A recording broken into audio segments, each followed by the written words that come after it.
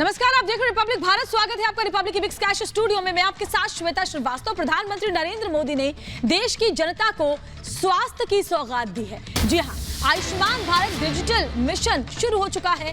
PM Modi ने कहा कि हर नागरिक का हेल्थ रिकॉर्ड डिजिटली सुरक्षित रहेगा।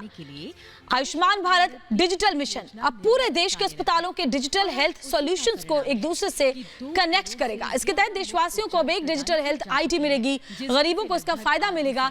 जिस तरीके से देश के हर नागरिक के पास आधार कार्ड है, उसी तरीके से ये कार्ड भी होगा, हेल्थ आईडी कार्ड, जिसकी वजह से लोगों के स्वास्थ्य से जुड़ी हुई सारी जानकारियां पहले से ही स्वास्थ्य महकमे के पास होगी और इससे सही और जल्द इलाज मिलने में सुविधा मिलेगी।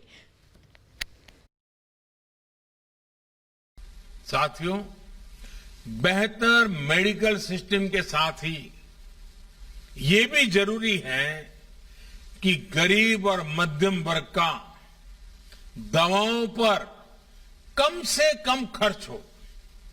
इसलिए केंद्र सरकार ने जरूरी दवाओं, सर्जरी के सामान, डायलिसिस जैसी अनेक सेवाओं और सामान को सस्ता रखा है। भारत में ही बनने वाली दुनिया की श्रेष्ठ जेनेरिक दवाओं को इलाज में ज्यादा से ज्यादा उपयोग में लाने के लिए प्रोत्साहन दिया गया है। 8,000 से ज्यादा जन औषधि केंद्रों ने तो गरीब और मध्यम वर्ग को बहुत बड़ी राहत दी है। और मैं जन औषधि केंद्र से जो दवाइयां लेते हैं, ऐसे मरीजों से भी पिछले दिनों मुझे कई बार बात करने का मौका मिला और मैंने देखा है कुछ परिवार ऐसे उनको डेली कुछ दवाइयां लेनी पड़ती हैं, कुछ उम्र में कुछ बीमारियों के कारण। इस जन औषधि केंद्र के कारण ऐसे मध्यम वर्गीय परिवार के 1,000, 1,500, 2,000 रुपया हर महीना बच रहा है।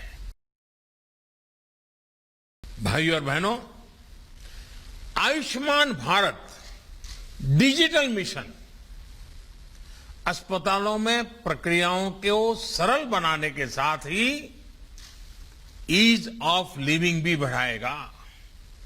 वर्तमान में अस्पतालों में टेक्नोलॉजी का जो इस्तेमाल होता है वो फिलहाल सिर्फ एक ही अस्पताल तक या एक ही ग्रुप तक सीमित रहता है।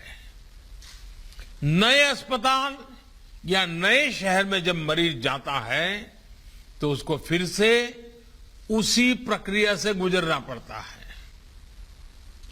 डिजिटल हेल्थ रिकॉर्ड्स के अभाव में उसको सालों साल से चली आ रही फाइलें लेकर चलना पड़ता है। इमरजेंसी की स्थिति में तो यह भी संभव नहीं होता है। इससे मरीज और डॉक्टर